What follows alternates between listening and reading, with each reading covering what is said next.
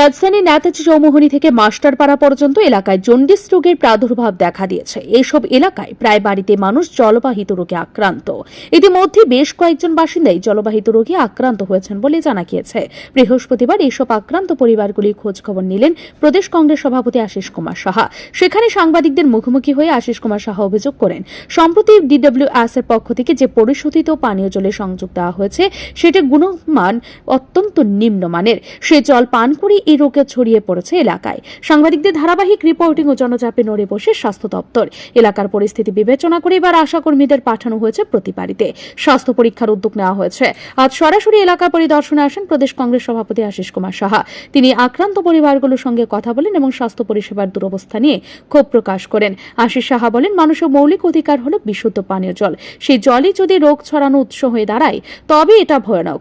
সরকারি দপ্তরের চূড়ান্ত গাফিলতির ফলে আজ এই জন্ডিস ছড়িয়েছে। অবিলম্বে ব্যবস্থা না নিলে পরিস্থিতি আরও ভয়াবহ হতে পারে বলেও আশঙ্কা করছেন তিনি।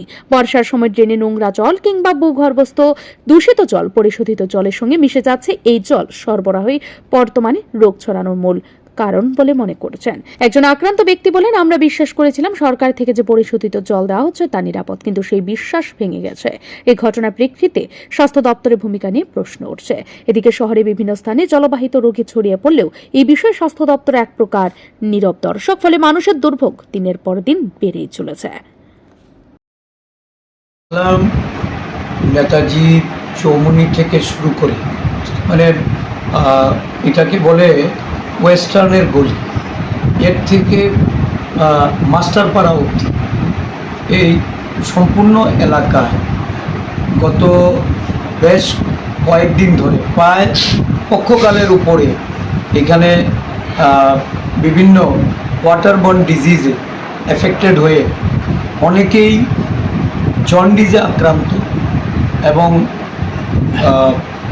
বেশিরভাগ বাড়িতেই কথা বলে যেটা আমি জানতে পেরেছি, এই যে DWS থেকে যে নতুন ওয়াটার কানেকশানগুলি আসছে, বিভিন্ন বাড়িতে তারা জল ব্যবহার করার পরিপ্রেক্ষিতে জন্ডিসে আক্রান্ত হচ্ছে এবং কর্তৃপক্ষকে বিভিন্ন সময়ে এ ব্যাপারে অবহিত করা হচ্ছে।